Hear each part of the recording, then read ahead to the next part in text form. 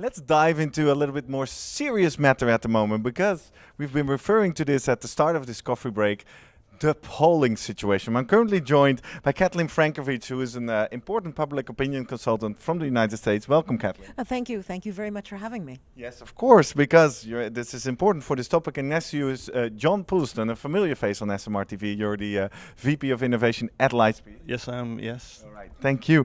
Now, Kathleen, let's start off the beat. The polling situation. For people who are like, a polling situation, have I missed something? What are we talking about? Well, I think we are talking about three rather critical elections that have happened in the last 2 years, where people made the claim that the polls that preceded those elections were wrong and could not predict the results. Now, there are lots of reasons for what happened, including the electoral system in the United States, but we have to remember that polling, public opinion polling, is the face of market research, and what people think about public opinion polls may very well affect what they think about market research, which affects all of us. And that's why we call it a situation, because this is actually a little threat to the trust in this industry, right? And it has happened for decades, since 1948, when in the United States polls suggested that Thomas Dewey would be the next president.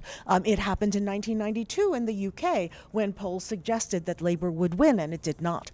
So these things happen, these things occur. It's important for us to understand why they did, whether they are in fact problems, and then get the support of market researchers to understand polling and to defend polling too. Well, and we're lucky because we have one of those market researchers with us. John, you went out and said, let's validate and let's research what's going on. Yeah, I was asked to, and obviously in the light of the some of these sort of prominent miscalled elections, I was asked to do a review of political polling around the world, and on behalf of Cantor, and we set about compiling just about every piece of data we could find on political polling, and we assembled. I had a PhD student work on assembling some data for about 3 months. We gathered together about 30,000 polls from 40 markets around the world, at about 400 different elections, and we just some wholesale longitudinal analysis. The oldest poll we managed to track down was, I think Kathy gave us, from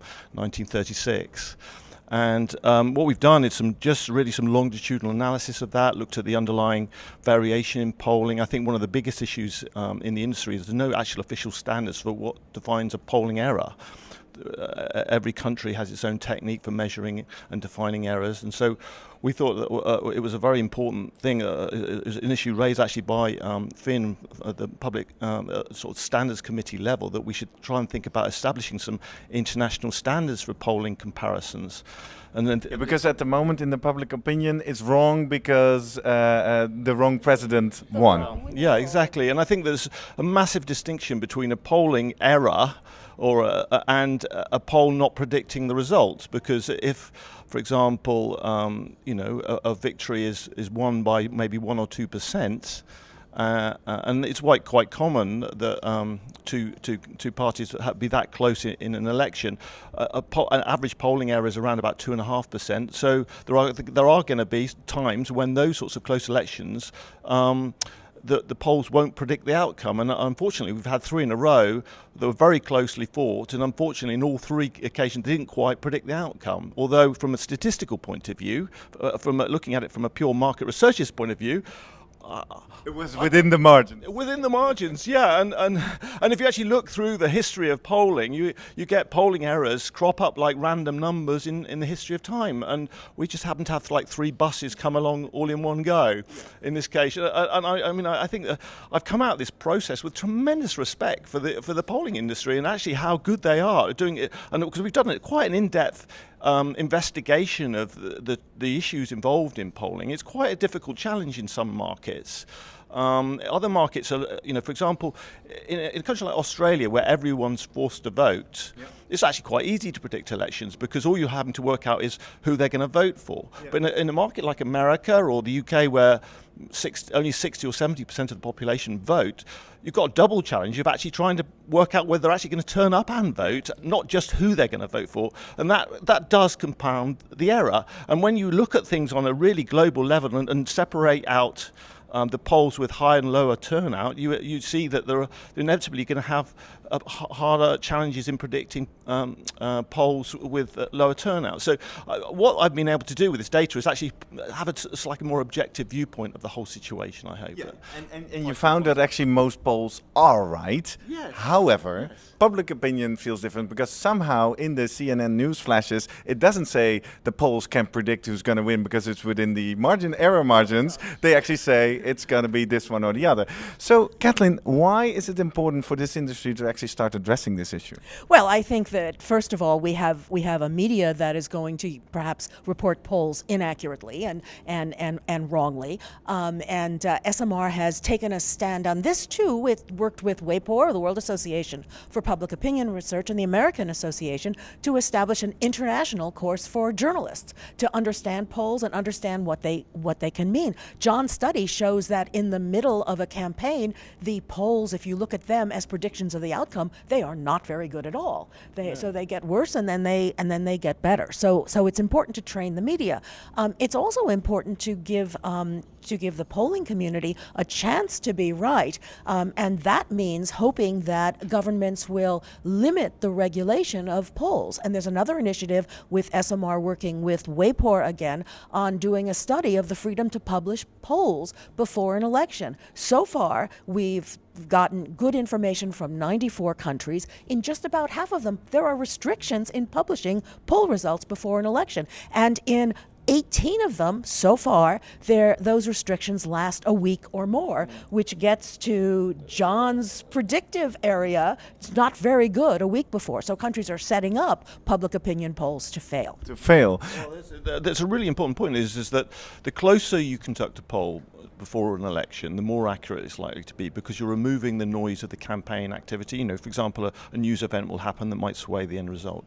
So the closer you conduct your poll to the end result, and I can demonstrate, you get more accurate results. And so by constraining polling to say you can't do polling up until a certain period, essentially what you're doing is then putting out into the public domain the not necessarily 100% accurate picture of what public opinion will be, and people are trying to make informed decisions upon that information, which it may not be 100% accurate. Yeah. So it's a bit of a paradox, really, that polling has a role, obviously, to guide people in their decision making, and to say, well, let's chop it off here because is almost like saying, well, you're compounding and exposing greater errors, and there is something there. Deliberately, almost. And there is also a statement that these governments make about what they think of their citizens. They're basically saying citizens are incapable of making judgments and using this kind of information before an election. We think they are not intelligent enough or not sophisticated enough to be able to deal with this. Yeah. And I think that, I mean, if you, aside to assembling polling data, I've talked to pollsters around the world and looked at some of the data that they have and some of the secondary information that they've got. And there's some really, really interesting facts out there. Germany, for example, over the last 4 or 5 elections, looked at when people made up their mind. They ask at exit polls, you know, when did you make up your mind? And nearly 40% of decision making is made in the last few days before the election. And I think that we have to recognise how often last-minute people's decision-making are, and they're making often quite tactical decisions based upon information. They're obviously trying to think about who they want to manage their country, and if the polling information has a very important role to help make that a more informed decision. Exactly. So it's an important influencer in the process itself. So it's kind of a feedback loop in itself, which is then obviously a dynamic, very difficult to predict. Yeah. Now, back to our viewers, because we've kind of explored why this is happening and how this is happening. And for example, we touched on the restrictions. But now we as a market research industry are under threat. Our reputation, our good name is under threat. So we started off with saying, well, you might have been at a birthday party and where people say, oh, you're in polling, oh, you guys are at the beach. What can viewers literally do? What should we do? What can we do to actually help alter this image of this industry? Well, I think that it's important for market researchers to recognize that the perception of public opinion polls will affect perceptions of market research, and therefore may be limiting people's willingness to give information, people's willingness to participate, and that makes research much more difficult to do and perhaps less accurate. So it is in market researchers' interest to actually promote good polling, number one, Yep. and number two, to not reflexively talk about how they would have done better had they been doing this, because We've seen that a lot in the news, that the polls were wrong, and then all these market researchers go, "Oh, if I would have done the poll, I would have predicted it right." well, then they So should. let's not do that, right? Let's agree. If CNN calls or whoever calls, don't go sit at the news desk and.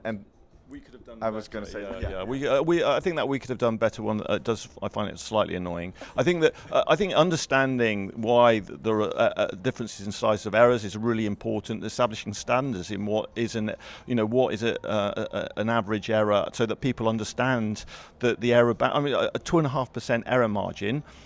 You have to understand then if the race is neck and neck and there's only 50-50, then if you understand the size of the error margin, what the likely error margin is, then you can be more informed about whether you.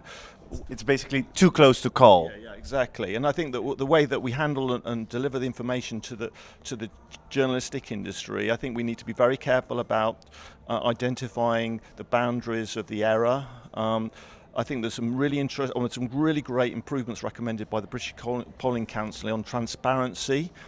The number of undecided people in an election is a really important factor, because that varies quite considerably. And where there's lots of undecided, you're likely to have potentially a bigger error, because you don't know what those undecided people do. So that data, I think, should be mandatorily published. The weighting techniques that polling companies use should be completely transparent. There's some standards that we need to apply to our own work. If you're going to become, we are offering a public service in a sense to the community, and I think we should, as an industry, really should enforce as best quality standards in our activity and explain what those are. Exactly, because you're actually out there for all of us, right? People base their opinion on the industry based on polling. So very clear actions. We need to do our work better, but definitely we need to make the close to call and the error margins more sexy in the storytelling, I guess. All right, well, John Puleston, thank you very much for joining us. Kathleen Frankovic, this was very insightful. I'd love to talk on, but hey, this is a quick-paced show, so we'll move on. And